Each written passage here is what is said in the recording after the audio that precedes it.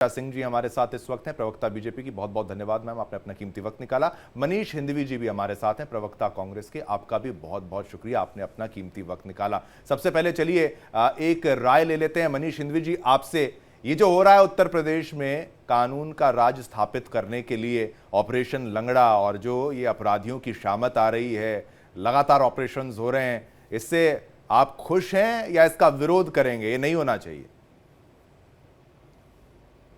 मैं बहुत आदर के साथ आपके सवाल से नाइतफाकी रखता हूं आपके सवाल से। अपराधी जब भी पकड़ा जाएगा, प्रदेश का, देश का कोई भी जिम्मेदार नागरिक, आप सियासत छोड़ दीजिए, खुश होगा। अपराधी पकड़ा जाएगा। अब मेरा सवाल सिर्फ इतना है कि अपराधियों को आप किस नजर से देखेंगे? अपराधियों की नजर से या जाति धर्म की नजर से? मेरा सवाल उल्टा सवाल है। इस नहीं, प्रदेश की आपने सरकार से आपने ये जो मैं एक्शन हो रहा है, मैं आदर से अपनी बात पूरी कर दूं। चलिए हम भी मैं आपका क्यों आदर कह करते हैं साहब, आप अपनी बात को रखिए, लेकिन मेरा ये प्रश्न है जो हो रहा है उससे ठीक है या अपराधियों का फिर अब पहचान जाहिर करना, वो चीजें, उस पर आप मोड़ पर जाएंगे? जाति धर्म मजहब ये सारी चीजें इंपॉर्टेंट है, या फिर जो अपराधी है, अब बिना किसी अपराध के बैकग्राउंड के पुलिस किसी पर कार्रवाई तो करेगी नहीं, करेगी तो फिर आप लोग छोड़ेंगे नहीं? मैं अपनी बात पूरी कर लूं तो शायद आपके सवाल का जवाब आ जाएगा। जी मनीष जी प्लीज। तो अब जैसे गोमती नगर में क्या हुआ, अभी कुछ महीने पहले की बात है, वहां पर एक बच्ची के साथ छेड़छाड़ हुई। 16 लोग आरोपित हुए।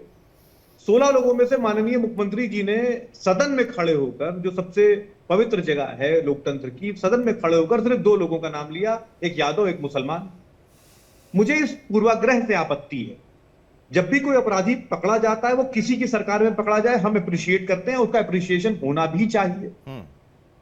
लेकिन मैंने जहां से अपनी बात शुरू की थी कि मुख्यमंत्री जैसे जिम्मेदार पद पर बैठकर आप 16 लोगों में से 2 लोगों का नाम क्यों लेते हैं? आपकी मंशा क्या है? कैसा पूर्वाग्रह है आपके मन में है? पहली बात। दूसरी बात, आप आत्ममुग्ध हैं, आप लगातार अपने तारीफ में बातें करते हैं, लेकिन एक एनसीआरबी है, नेशनल क्राइम रिकॉर्ड ब्यूरो, जो दिल्ली से सेंट्रल गवर्नमेंट की एजेंसी है, डेटा देती है।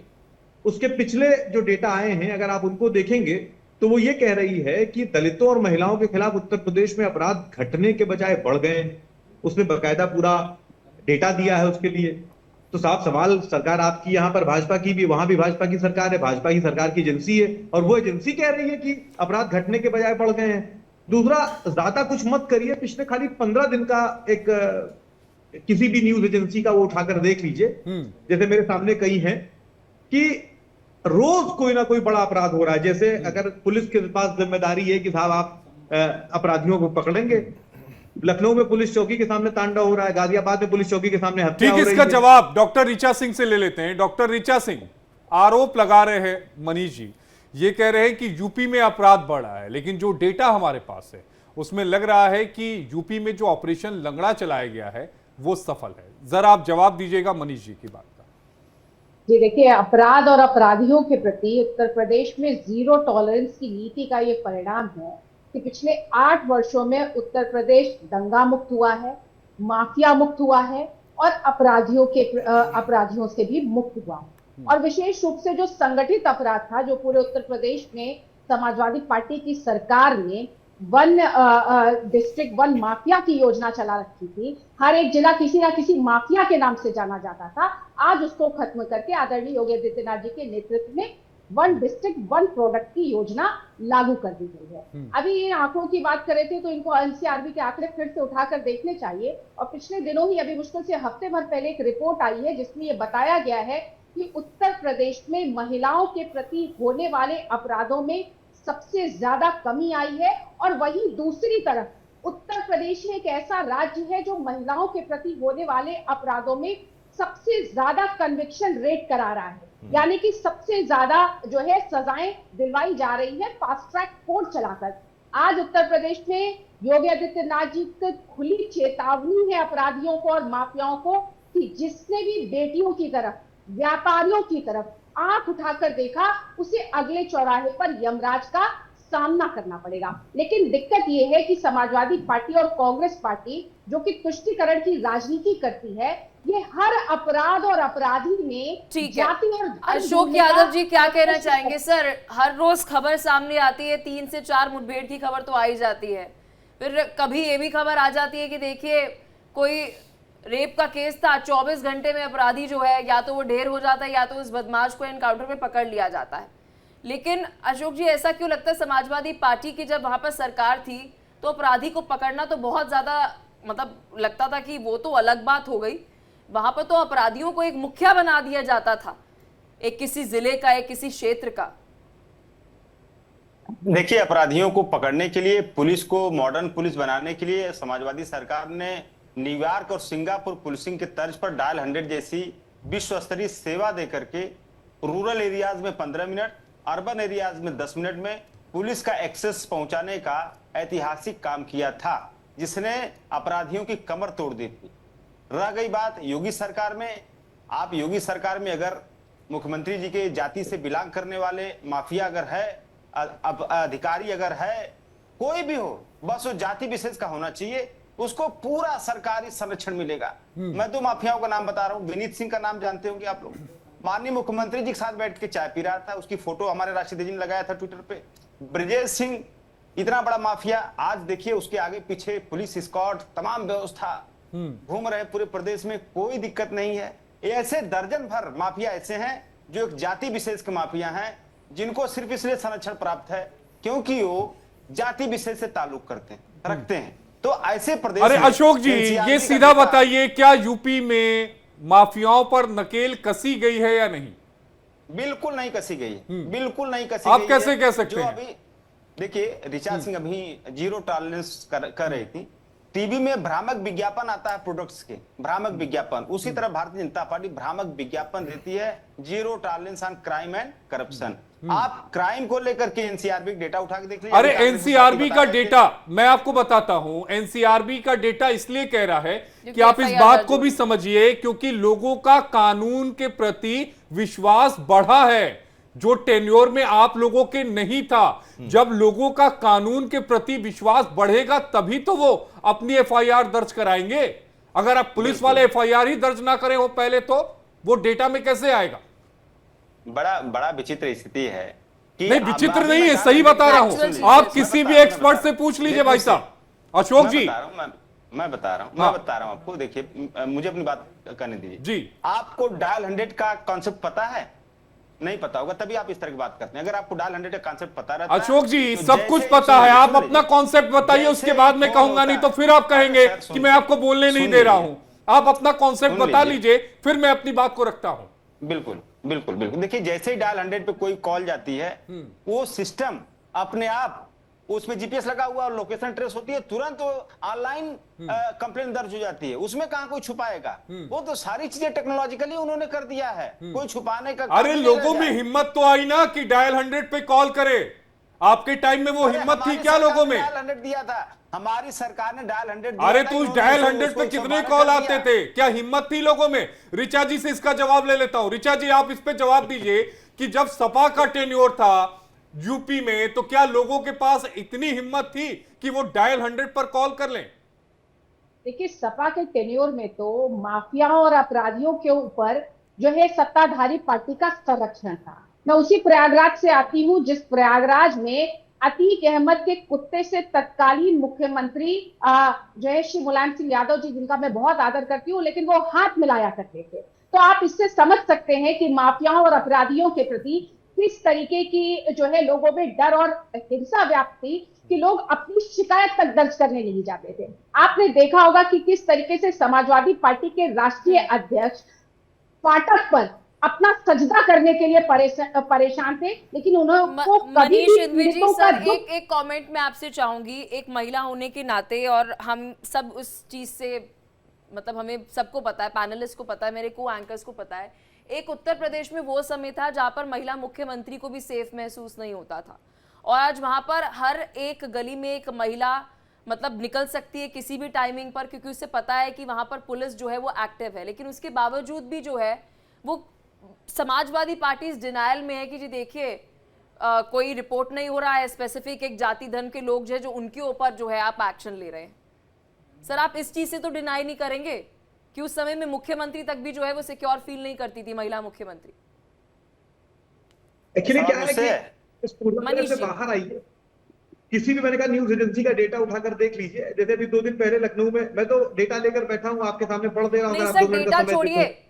डेटा छोड़िए, अरे आप इस डेटा बात कैसे को छोड़िए? डिनाई करेंगे सर? आपकी एनसीआरबी अरे वाली बात सर, उस पर जवाब दे दिया, उस पर सर डिस्कशन कर ली। आप सर क्या इस बात को नकार सकते हैं कि उस समय पर एक महिला मुख्यमंत्री तक भी सेफ फील नहीं करती थी, और आज उत्तर प्रदेश में कोई भी अगर महिला रह रही है तो वो काम पर जाती है तो उसे सेफ महसूस होता है?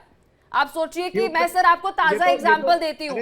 उत्तराखंड में एक लड़की जो है उसके साथ अश्लील हरकत करते हैं कुछ लड़के, मेरठ की गाड़ी का नंबर था सर, 24 आवर्स में यूपी पुलिस ने एक्शन लिया सर, 24 आवर्स में एक्शन लिया। तो सर आप क्या इस बात से अग्री करेंगे? आप मुझसे सवाल पूछ रही हैं कि जवाब दे रही कि मुझे यही कहना है? सर सवाल पूछ रही हूँ आपसे, किसी तो आप और मुझे गेस्ट चाहिए, पे मैं शिफ्ट जवाब- नहीं हुई मैं सर अपना मैं। जवाब तो दे दूं फिर, तो रुकिए बताइए ना सर, एनसीआरबी का डेटा मत बताइएगा दोबारा, रेपिटेटिव कंटेंट हो जाएगा। अरे तो एनसीआरबी का डेटा आपको नहीं पढ़ना, तो आप जो स्टूडियो से डेटा दे रही है वो पढ़ दूं मैं? अरे सर ठीक आप है। मेरे NCRB सवाल का नेशनल- जवाब आपको दीजिए नेशनल क्राइम रिकॉर्ड ब्यूरो का सर। डेटा नहीं चाहिए। आपने मनीष जी, एनसीआरबी का डेटा मनीष दे जी, दिया सर, मनीष जी, उसके आपने पीछे वो भी तो डेटा दे दिया, देखिए उसके बाद कि अरे गजब बात है। अरे मनीष जी, आप कह रहे हैं अरे कि मनीष जी, आप कहेंगे कि एनएसओ का डेटा मत दो, मनीष NCRB जी, का डेटा सर, मत आपने दो। दे दिया। एनसीआरबी का जो आप आप डेटा दे रहे दीजिए। हैं, पहले आप ये भी तो समझिए कि लोगों का कानून के प्रति विश्वास जगा है, इसलिए मामले जगह को होगा दर्ज ना। किया जा रहा है। आपका जगह होगा, ये आपकी व्यक्तिगत राय है ना, ये आपकी व्यक्तिगत तो राय आप है। भी अपनी राय दे दीजिए, आप अपनी राय दे दीजिए, मनीष जी, लेकिन ठीक है आप सर, उसको अपनी राय इनकार दीजिए, तो नहीं मेरे कर सवाल सकते का हैं। जवाब भी दीजिएगा सर। 15 अपराध बता दूंगा बड़े, 15 दिन में 15 बड़े अपराध बता दूंगा। आपका स्टूडियो में रह के जम गया होगा डेटा। मनीष जी अरे नहीं जमा है। मैं अरे सर, बताता हूं, मेरे मैं सवाल का बताता हूं, मैं जवाब। आपको ना एक चीज समझाता हूं। मनीष जी सुनिए ना, आप एनसीआरबी का डेटा बता रहे हैं, कन्विक्शन रेट भी तो बताइए, कन्विक्शन रेट कितना बड़ा है वो भी तो समझाइए। इस अरे वक्त जो है conviction rate 70%। अरे कन्विक्शन रेट कितने केसेस में कन्विक्शन हो रहा है ये तो बताइए। हाँ ना, 70%, ठीक है, नहीं परसेंटेज बढ़ रही है, और रिपोर्टिंग ऑफ क्राइम बढ़ रही है, रिपोर्टिंग ऑफ क्राइम बढ़ रही है कि नहीं बढ़ अरे रही मैं है? बता रहा हूँ, उसका जवाब दे रहा हूँ। हाँ, आप जवाब सुनिए, दीजिए, दे रहा आप हूँ। जवाब दीजिए। 65,000 और दूसरा, सुनिए, अरे मेरी बात सुनिए। आपने एक उत्तर अभी तक नहीं दिया जो 65,000 अपराधियों के साथ हो रहा है। NCRB सर आप में- एनसीआरबी पे रिसर्च करके आए तो नहीं, क्या ठीक उसी है। का जवाब देंगे क्या? आपने अभी तक ये और नहीं बताया। सवालों का आप ये जवाब कह नहीं दीजिए दे ना रहे कि सर सेंट्रल आप। गवर्नमेंट की एजेंसी गलत है, आप सही है। नहीं, आप नहीं, कहिए आप कि सेंट्रल ये गवर्नमेंट की एजेंसी बताइए। गलत है, आप सही है। मनीष आपके जी, स्टूडियो से डेटा मनीष निकलेगा, जी, आपके पास वही डेटा पढ़ा जाएगा। स्टूडियो बात। का अरे आप मनीष जी, आप मनीष बताइए जी, जो एनकाउंटर हो रहे हैं, ठीक हो मनीष रहे हैं कि जी, नहीं हो रहे हैं? डेटा कांग्रेस समर्थन या ऑफिस नहीं? से जो छप कर आएगा वो थोड़ी ना बोलेंगे हम अरे हम तो NCRB बताएंगे कि कांग्रेस उसके ऑफिस से पीछे चल रही की है। क्या बात है। NCRB कांग्रेस लेकिन ऑफिस से चल रही है। आप जो बोलना चाहते हैं हम वही बोले, ये जरूरी तो नहीं ना। नहीं, आप जो और बोलना फिर आप चाहते हैं, सवाल वो का बोलते हो। जवाब भी नहीं दे रहे सर। एंकर्स के एनसीआरबी की अरे रिसर्च पूछिए आपको ना, कांग्रेस ने सवाल छपा तो दी पूछिए। है, आप तो आप वही बता रहे हैं narrative सर। build कर रही हैं।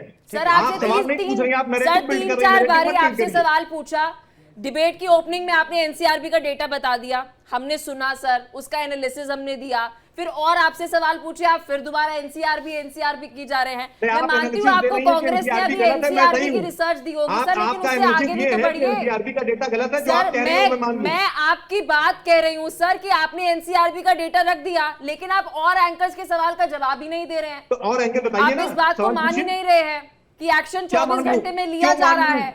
अगर कोई भी मैं कह रहा घटना हूं, हो 15 रही दिन है, के 15 चोरी अपराध की बता दूं वारदात आपको। हो, चोरी की वारदात हो, या फिर कोई भी लड़की के साथ अरे छेड़छाड़ की बड़े घटना बड़े हो, अपराधी 24 थाने में घंटे आके सर। सरेंडर कर अरे रहे हैं, रिलीज क्या इस से बात लेके से भी हमें मनीष छोड़ जी आप दो। इनकार करेंगे बिल्कुल, क्या? बिल्कुल बात कर रहे हैं। आशीष। किन अपराधियों की बात कर रहे हैं आप? डॉक्टर ऋचा जी, डॉक्टर ऋचा जी, आप जवाब दीजिएगा। आप जवाब दीजिएगा। माफिया खुलेआम घूम रहे हैं। अरे माफिया कौन की माफिया बना के खुलेआम देखिए घूम रहा है? मनीष कहाँ जी, का डेटा लेकर आ गए मनीष जी? मनीष कहाँ जी, छपवाई? माफिया कौन सी की प्रिंटिंग बना के प्रेस का देखिए। डेटा लिए हैं आप?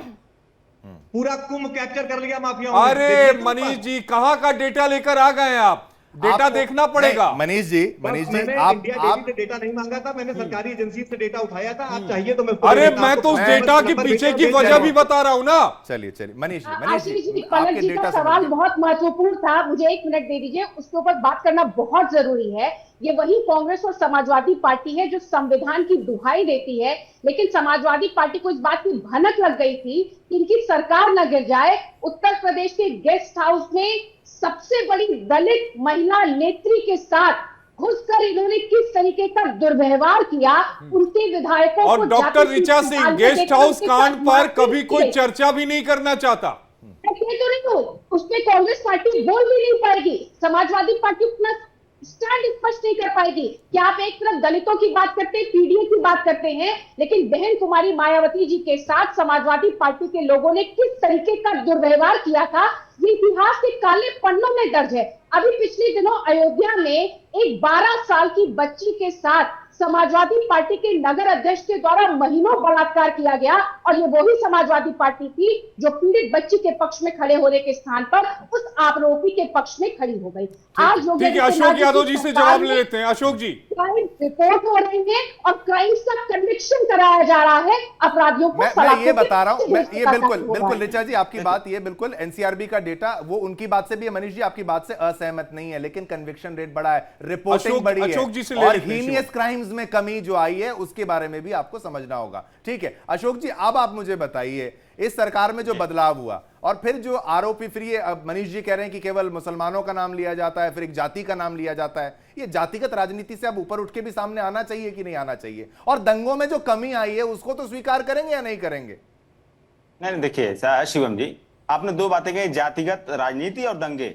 आप ये बताइए, जो सरकार अपने आप को कहती है कि zero tolerance on crime and corruption, वो सरकार 69,000 शिक्षक भर्ती में सिर्फ जाति देखकर नौकरियां 16,000 लोगों की काटी भाई साहब, जाति के आधार पर, सिर्फ जाति के आधार पर। और हम अगर बात करेंगे तो आप हमको कहेंगे तो आप लोग जातिवादी हैं, जात की बात कर रहे हैं, वो जात के आधार पर नौकरियां छीन रहे हैं, वो जातिवादी नहीं है। हम सवाल उठा रहे हैं जातिवादी, ये कौन सा दंगे की बात कर एलिगेशन रहे है? हैं? ये किस आधार पर, किस आधार पर वही बताते चलिएगा, ऐसे फिर वो वाइल्ड 69,000 शिक्षक 69,000 शिक्षक अरे भर्ती उसमें में तो पिछड़- सुप्रीम कोर्ट ने कहा था कि फिर से सबको एक बार एक नई लिस्ट बनाने के लिए, वो मामला तो कब का खत्म हो गया। आशीष जी और मामला शुरू कब हुआ था आशीष, ये भी थोड़ा तैयारी समझ करके आया करिए।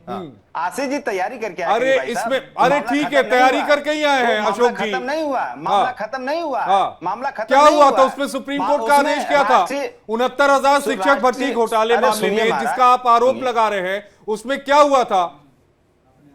देखिए, राष्ट्रीय पिछड़ा वर्ग आयोग ने माना कि लूट हुई है, पिछड़े दलितों के साथ, आरक्षण के साथ लूट हुई है, पिछड़ा वर्ग आयोग ने माना, माननीय हाईकोर्ट ने माना, सभी लोगों ने माना, लेकिन मामला इन्होंने न्याय नहीं दिया और चले गए सुप्रीम कोर्ट। मामला चल रहा है, कोई अभी न्याय नहीं हुआ। सुप्रीम कोर्ट जब न्याय अरे होगा, नहीं आपको पता नहीं, चलेगा, वो हो आपको चुका पता है, चलेगा। अब जानकारी ले कुछ लीजिए। नहीं हुआ है। सुप्रीम कोर्ट ने, अरे मेरी बात सुन लीजिए, सुप्रीम कोर्ट ने यूपी सरकार को कहा था नई सूची तैयार करने के लिए।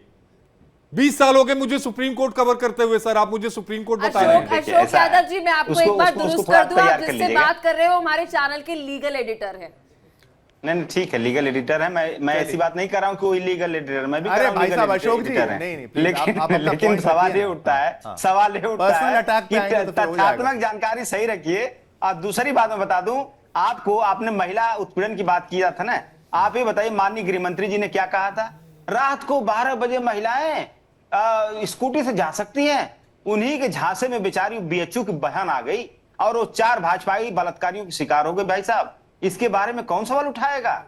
शिवम जी, और उन चारों भाजपाई बलात्कारियों को योगी सरकार बेशर्मी से तब तक बचाती रही जब तक हिंदुस्तान के टॉप नेताओं ने उस पर ट्विटर और तमाम जो बयान नहीं देना शुरू किया, तब तक योगी सरकार उन चारों भाजपाई बलात्कारियों को बचाती रही। भाई साहब, ये है नारी सुरक्षा। हमारे दौरान जो 10-90 हमने सेवा दिया था, उसको विदेशों में अप्रिशिएट किया जाता है, तमाम लोग उसको अप्रिशिएट कर रहे हैं, लेकिन डायल 100 और 10-90 की सेवाओं को इन्होंने इतना बर्बाद किया है। अगर वो सेवाएं सुचारू रूप से जारी रहती भाई साहब ने, तो ये जो क्राइम रेट एनसीआरबी में रिफ्लेक्ट हो रहा है, ये और डाउन जाता, और डाउन लेकिन होता, ठीक रिपोर्ट है। ही नहीं होता। अशोक यादव जी, जब रिपोर्टिंग चीज रेट रिपोर्ट बढ़ा ही है। नहीं होती तो आप वो आगे एनसीआरबी रखिए, में आती बड़ा कहां? clarity बहुत रखिए। सही बोल रहे हैं अशोक हाँ, जी, clarity चीजें रखिए। अगर रिपोर्ट ही हाँ। नहीं होती तो एनसीआरबी में आती डेटा कहां? कम आ जाता, आप लोग रिपोर्ट होने नहीं देते। एलिगेशन मेरा नहीं है, बीजेपी सरकार जो थी वो बीजेपी वाले आपको कहते हैं कि आप नहीं, पुलिस बीजेपी स्टेशन, देखिए, चौकियों में बीजेपी आपकी, अच्छा दंगे होते थे कि नहीं होते थे आपके राज्य में? अब कम हुए कि मैं नहीं? आपको बताऊं? हाँ बताइए। शिवम जी, बहुत अच्छा टॉपिक आपने छेड़ा मुझे। हाँ। आप देख, मैं आप छेड़ा नहीं, सुरेश्वर प्रश्न सिंह पूछा। विधायक को जानते हैं? सुरेश्वर सिंह आप भाजपा अपनी के बात विधायक रखिए। है। बहराइच, सुन लीजिए, बहराइच दंगे में उन्होंने एफआईआर कराया था। और किसके ऊपर कराया था? कि भारतीय जनता पार्टी के नेताओं ने दंगे कराए, और उसमें भारतीय जनता युवा मोर्चा के जिलाध्यक्ष और उसके कई साथियों का नाम उन्होंने लिया। बाद में बेचारे विधायक जी के ऊपर इतना हौंक दिया गया, मुख्यमंत्री कार्यालय से इतना हौंक दिया गया कि बेचारे अपनी याचिका वापस ले लिए। तो ये स्तर भाई साहब, कोई रूलिंग पार्टी जो सत्ता में है वो अगर दंगा करवाने लगे, तो फिर आप सोच सकते हैं कि उसका डीएनए किस स्तर तक गिरा हुआ है। भाई विपक्ष के लोग कहते हैं विपक्ष की पार्टी ने दंगा करा दिया, लेकिन जो रूलिंग पार्टी में है योगी सरकार, उसका विधायक कह रहा है कि भाजपा ने दंगा कराया बहराइच में, और उसके बाद आप लोग दंगे की बात कर रहे हैं। अरे ये भारतीय जनता पार्टी का देखिए, डीएनए आप दंगे वाला ये भाई साहब। बताइए ना, ये अब बताइए, जिनके पार्टी में मुख्तार और अतीक रहे हो हाँ। वो तो ऐसी बातें ना करे। और जीआर दो रहमान को हजार कैसे करोड़ भूल की सकते हैं? दो क्या अच्छे लोग थे वो जो साथ नहीं, रहे जिस आपके? पार्टी अरे में- बर्ग जिस साहब, पार्टी बर्ग में- साहब, बर्ग साहब की वो भी तो बात अभी- मत भूलिएगा, नहीं मौजूदा आशीष सांसद हैं जी, आपके। देखिए जिस पार्टी में धाकड़ जैसे धाकड़ हो, जिस पार्टी में भारतीय जनता पार्टी जिला अध्यक्ष जैसे, मतलब कोई भी अगर अश्लील वीडियो वायरल होती तो लोग पता अच्छा भाजपा किसी नेता का होगा। कोई भी अश्लील वीडियो ठीक वायरल है, होती, ऋचा सिंह जी, भाजपा इस पर के जवाब नेता का दीजिएगा। होगा। अयोध्या में ये जिस पर जनता रेप का परसेप्शन आरोप बन लगा गया है, अयोध्या एक में से भी जो रेप धाकड़ का है। आरोप लगा है, धाकड़ आप से देखिए धाकड़। अपवाद और एक देखिए बड़ा उदाहरण अपवाद की आप बात कर रहे हैं। आप चंद एग्जांपल देते हैं, आपने अभी तक कंपेयर करिए ना, आपके वहां पर कितने दंगे होते थे आपके शासनकाल में और इनके यहाँ पर कितने दंगे हुए, कंपेयर करिए, वो डेटा भी शेयर करिए, एनसीआर भी शेयर कर रहे हैं तो वहां पर क्राइम रिपोर्टिंग भी शेयर करिए। ऋचा जी आप जवाब दीजिए अब। मैं इनको केवल जवाब दे अपराध दे बोल रही देने से हूँ। होने ये का। एक भी बार ये अयोध्या के मोबीद खान का नाम नहीं ले पाएंगे, और इसी तरीके से कन्नौज में नवाब सिंह यादव को भी नाम नहीं ले पाए, क्योंकि किस तरीके से वो बच्चों को नौकरी के नाम पे उनका शोषण करता था। और अगर दंगों की बात कर ले तो मैं इनको डेटा बता देती हूँ कि 2012 में उत्तर प्रदेश में 227 दंगे हुए, 2013 में 247 दंगे हुए और 2014 में 242 दंगे हुए, 2015 में 219 दंगे हुए और उत्तर प्रदेश को उन्होंने दंगा प्रदेश बना दिया। वही मुजफ्फरनगर जो कि अपनी गुड़ की मिठास के लिए जाना जाता था, वहां मुजफ्फरनगर दंगों में 62 लोग मारे गए। बिल्कुल। ये नहीं भूल पाएंगे मथुरा का रामवृक्ष यादव का कांड, जहां पे पुलिस जमीन पर कब्जा जो है खाली करवाने गई थी और 23 पुलिसकर्मियों को रामवृक्ष यादव जो कि सपा संरक्षित सरकार का गुंडा था, उसने 23 पुलिसकर्मियों को अस्पताल पहुंचाने का काम किया। यह हम उत्तर रिजर्व शिक्षक भर्ती की बात कर रहे थे, तो मैं इनको ये याद दिलाना चाहती हूँ ठीक कि है, अगर हमारी सरकार से अगर कोई कमी कहीं रह जाती है तो हम उसको दुरुस्त करते हैं, हम उसके ऊपर पर्दा नहीं चलिए डालते हैं। इसीलिए हम पक्ष से भी सवाल पूछते हैं, विपक्ष से भी सवाल पूछते हैं। बस खत्म हो, 10 सेकंड बस मैडम, और ज्यादा नहीं, समय समाप्त हो। सिपाही भर्ती का पेपर लीक हुआ था, हमने उसको स्वीकार किया, अगली बार हमने उसकी पारदर्शी परीक्षा कराई। ठीक है, लेकिन उत्तर प्रदेश में ठीक है, अनिल ठीक है, ये यादव का इसी तौर पर 47 आगे दिन सकारात्मक ढंग से बढ़ना चाहिए। ऋचा जी बहुत बहुत शुक्रिया आपका, मनीष जी आपका भी बहुत बहुत शुक्रिया, अशोक जी आपका भी, तीनों का बहुत बहुत शुक्रिया। आपने सभी ने अपने पॉइंट्स को बखूबी यहां पर रखा, लेकिन विषय वही है कि भाई क्राइम कम हो, यही जनता चाहती है, सरकार कोई भी हो लेकिन क्राइम रेट कम हो। और इस मौजूदा सरकार में जिस तरीके से अपराधियों पर नकेल कसी जा रही है, ये एक उदाहरण के तौर पर सामने आ रहा है। बाकी राज्य क्या इसको अपनाएंगे नहीं अपनाएंगे उनके ऊपर है।